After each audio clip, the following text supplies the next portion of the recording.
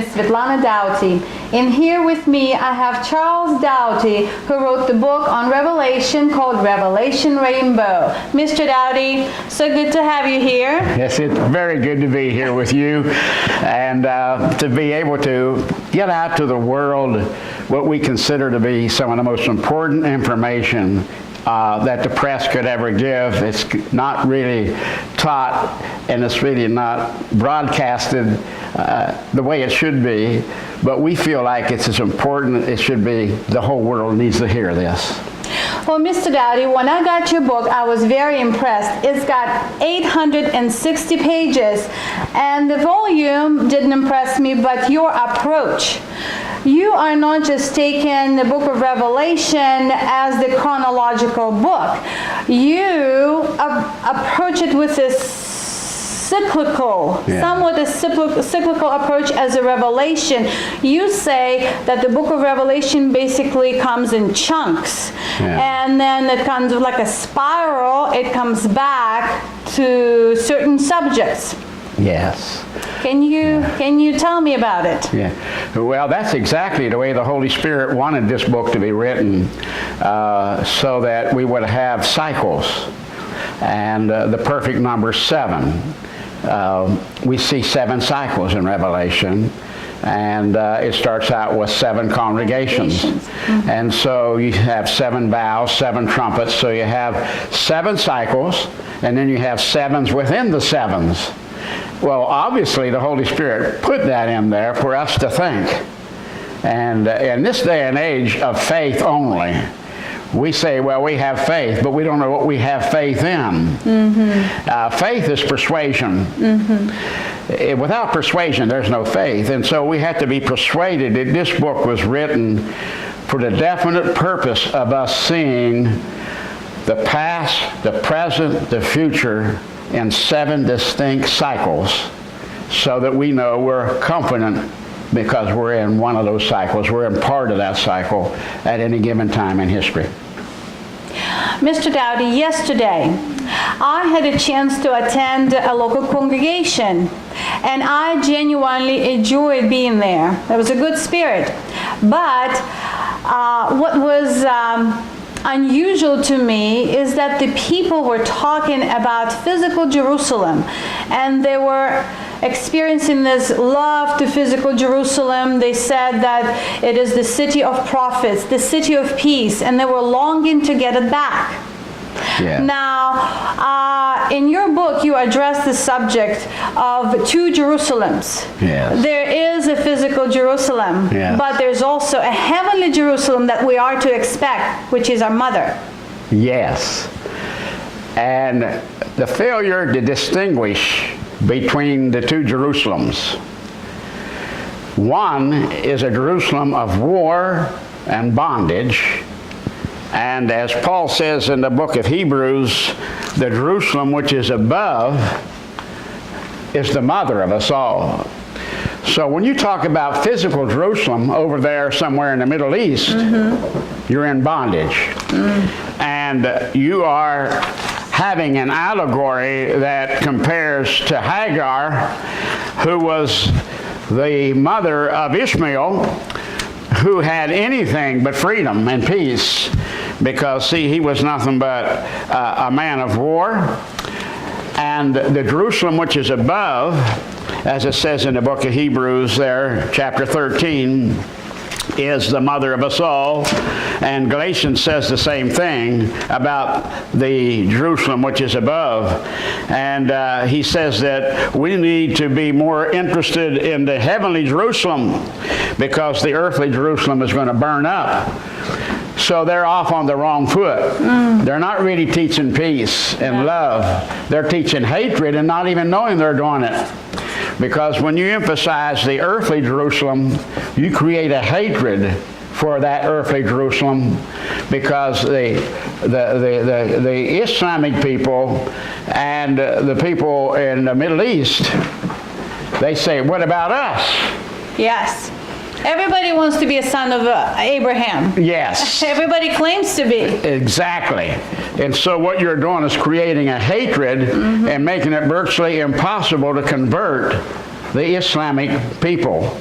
because they think of Judaism and Jerusalem as being the Bible way. So the Bible way is very inferior even to their way of thinking, if that Jerusalem is still a viable spot on earth, and that's where God's eye is, and it's anything but that. The Jerusalem above is for all of us. The Jerusalem on earth is just for the Jew. Mr. Doughty, you had a debate on premillennialism. That's been a couple of years. Yes. You addressed the destruction of Jerusalem Yes. in there. Yeah. And I know that Matthew chapter 24 somewhat is a confusing chapter because Jesus goes back and forth between what happens at the end of the world and what happens right before destruction of Jerusalem with Titus in 70 AD. Right. Yes. Yes, and actually, they got it all messed up, totally messed up. They're looking for something to happen in the future that's already happened in the past. So let's just take, those of you who are viewing this, just open your Bibles to Matthew 23. That's where it all starts at. And the Jews totally rejected Christ for the most part. There were a few that accepted him, but the Jews of a nation, due to the scribe and Pharisees' influence, they were totally unreceptive to Christ. And in Matthew 23, he pronounces woes. He pronounces 8 woes on the Jews. And that's the Old Testament Jew. Now, there are no true Jews today because there is no one of the tribe of Judah to be a Jew today. So people say, are you anti-Semitic? I can't be anti-Semitic because there are no Semitics. There are no descendants of Shem by virtue of Judah. And when I debated that debate at the James Madison University, I asked the man that I debated, I said, well, where are these Jews at? They were destroyed in the destruction of Jerusalem. They lost their identity as a nation. They lost their Old Testament religion. It's no longer the law of Moses and the prophets.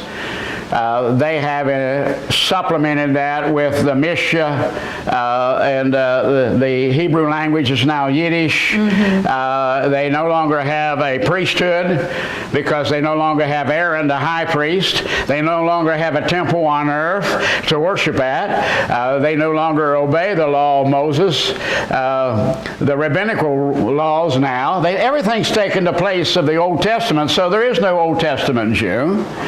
And so, in fact, Paul says, it's in Romans, he said, who is a Jew? And that's back 2,000 years ago. In Romans 2:29, he said, who was a Jew? He said, one who's circumcised in the heart. So any Gentile can be circumcised in the heart. So before I get back to this Matthew 23, verse 23, I want to answer that question first of all, is there no longer a Jewish viable race on earth? They're all hegemonous, they're all mixed. Paul Johnson, in his, he wrote a book on the history of the Jews. He said there are only cultural Jews. They are not legitimate bona fide Jews. But Paul also said, who is Israel? And in the book of Romans chapter 9, he said Israel is not a physical nation. But Israel is those who are in spirit, walking in spirit. And in Galatians, he said, the Israel of God are those circumcised in the heart. Any Gentile, the word Israel means prince with God. So Israel is one person who's a prince with God, just as Jacob's name was Israel, Prince of God. We can be Israel, Prince of God.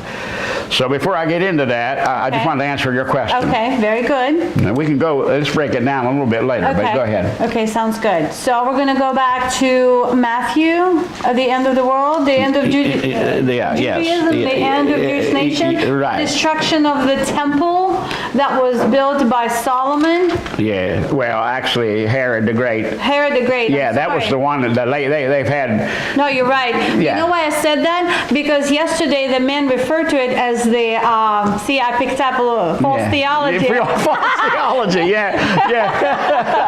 Yeah, you heard him say it was a temple of Solomon. It wasn't. It was a temple of Herod. Oh, my goodness. Yeah, that temple had been destroyed several times.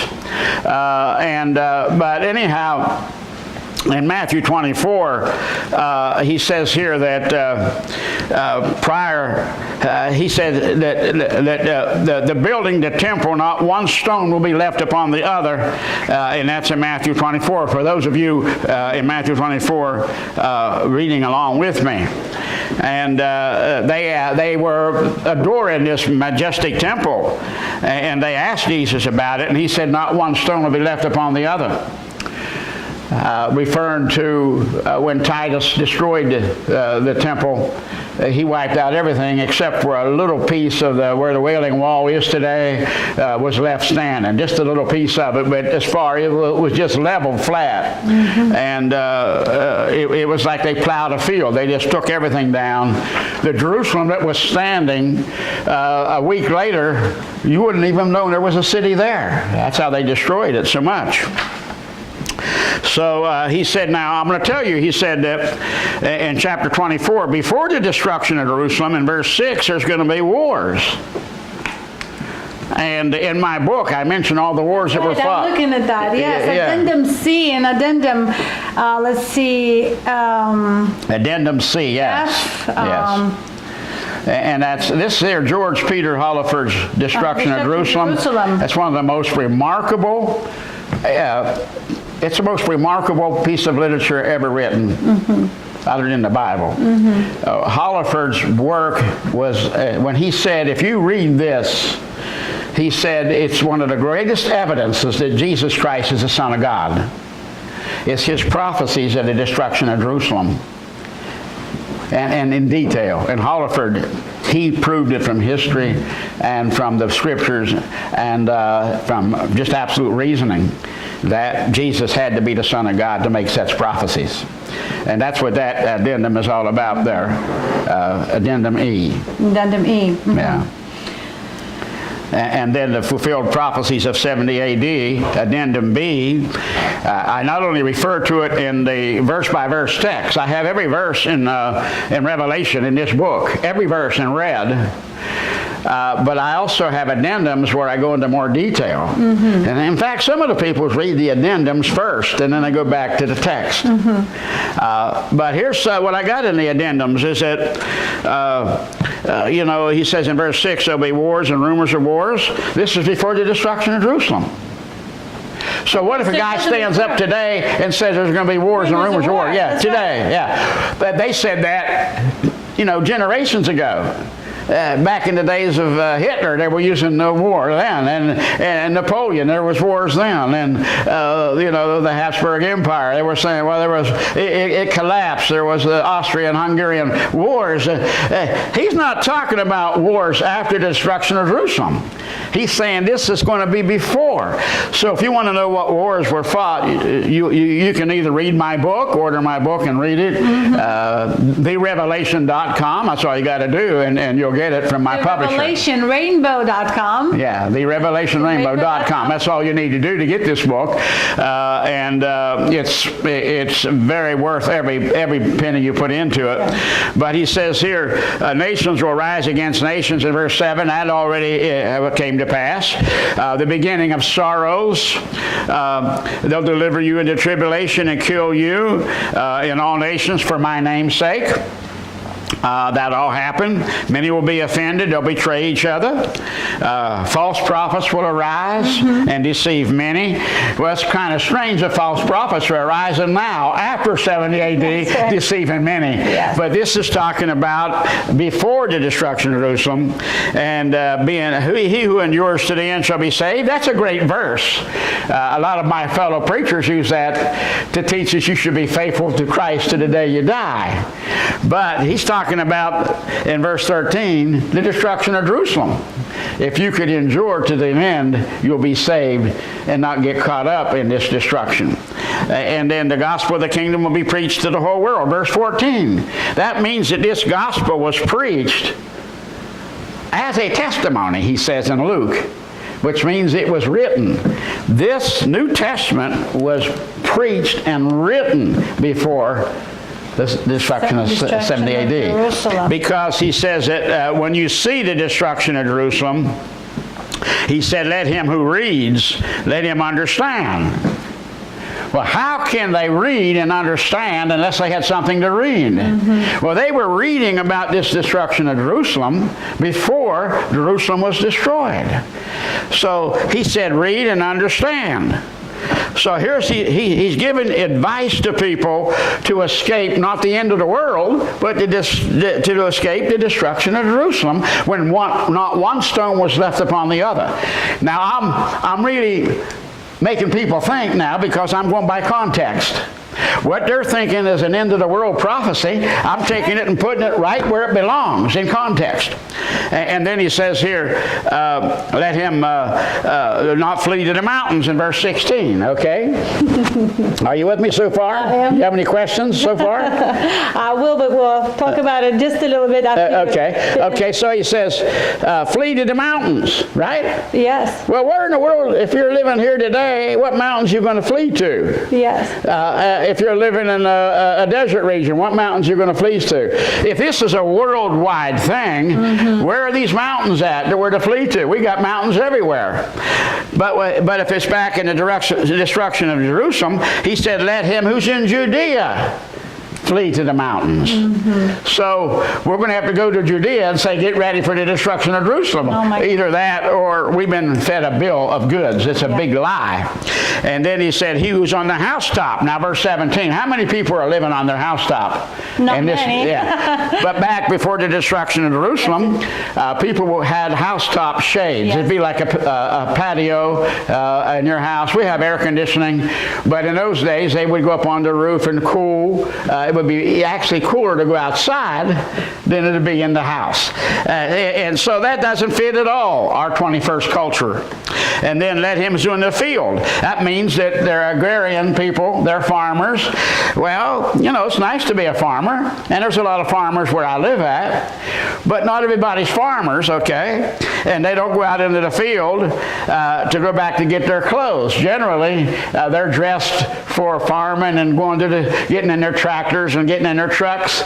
So this doesn't fit at all. Farming in the field, go back to get their clothes, okay? That doesn't make sense today. And then he said, but woe to those who are pregnant and those who nurse babies. Well, people still nurse babies.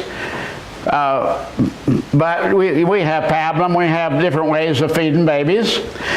So he's talking about breastfeeding babies and those pregnant, okay?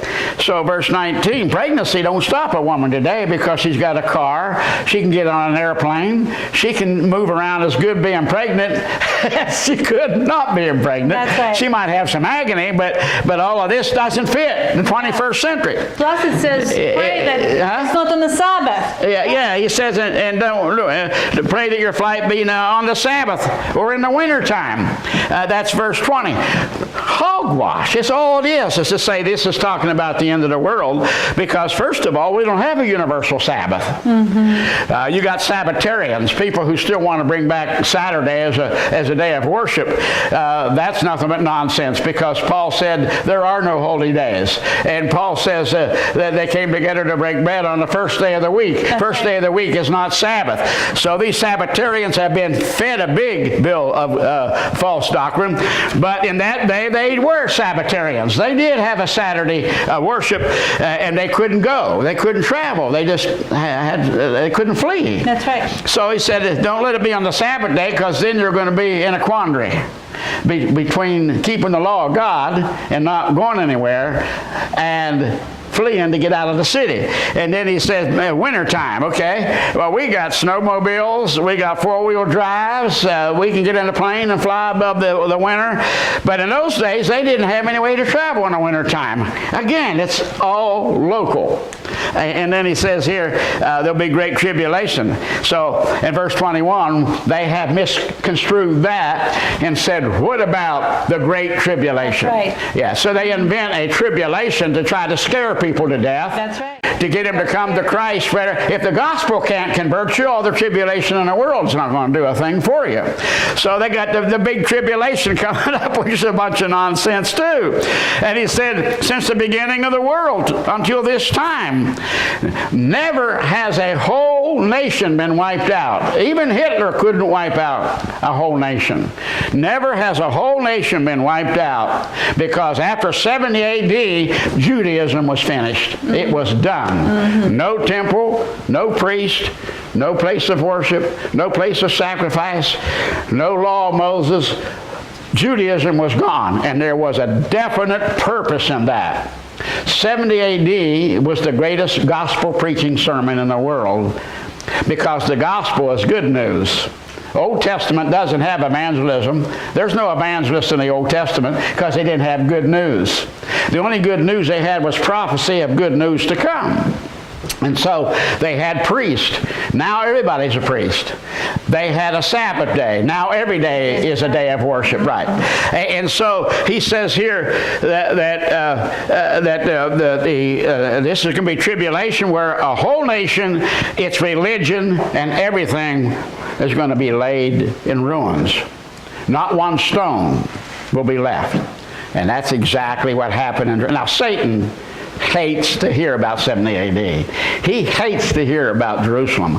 Satan wants to have a Jewish religion because he wants the Old Testament to still be here, at least as a vestige. And now Jesus, here it says, for when there will be a great tribulation. If this is true and it's talking about the end of the world, then would it contradict the words of Jesus saying, when they asked him, what is the sign of your coming? And he says, no sign shall be given to you. Oh, right. Yeah, there's all kinds of signs preceding the destruction of Jerusalem. But he said when Christ comes, there will be no sign given. Like a thief of the night? And the thief in the night. And he also, in other words, the coming of Jesus is the sign itself. So tell me then, for which Jerusalem should we be longing and singing songs about, should be thinking about? Well, if we're thinking about this Jerusalem, Hebrews 12:22 tells us the heavenly Jerusalem, but what we need to do here, let's break this down before we quit. Sure. He says here that those days were shortened in verse 22 because there were some Christians in the city. If the whole city is going to be destroyed, we've got to get the Christians out. Right. And, oh, this is great. You see, when they invaded the city, there was an uproar in Rome, and so they called off the invasion. And so during that lull in time, the Christians all escaped through the city wall, or through the city gate, and not one Christian was left in the city. Because they read the book. They read what the... Well, yeah, he read, yes. He said, let him who reads understand. Yes. And the same thing's true of us. We're not ready for the judgment day if we don't know this book. That's right. And especially how Satan has deceived us into making it look like the destruction of Jerusalem basically is the end of the world. And we're not ready for the end of the world because we're still looking for these signs. And when he comes, we're going to say, well, where are the signs at? He said, my coming is the sign. It's the sign of the coming of Jesus. So, but anyhow, he says they're going to be wanting Christ to come in verse 23, but he didn't come. False Christ came. But now in verse 27, he goes from the destruction of Jerusalem, and then he jumps to the end of the world. As somebody said, well, how could it be immediately after this?